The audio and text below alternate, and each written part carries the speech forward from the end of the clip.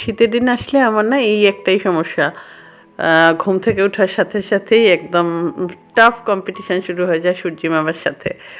মানে দিনটা কোন দিকে যে চলে যায় ওটা বোঝাই যায় না।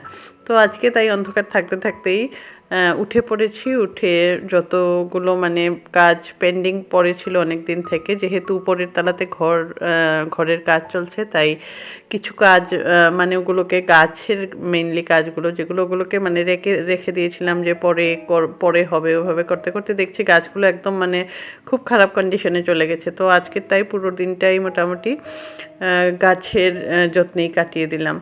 আর শীতে এবার আমি কোনো গাছই লাগাইনি, জাস্ট দু একটা গতবারের যেগুলো মানে বিচি ছিল ওগুলো লাগিয়েছিলাম, ওটাই আজকের। আর তারপর আসলাম কিচেনে, কেননা অন্য যাই হোক খাবার খাবার যেহেতু খেতে হবে তো রান্নাটা তো করতেই হবে।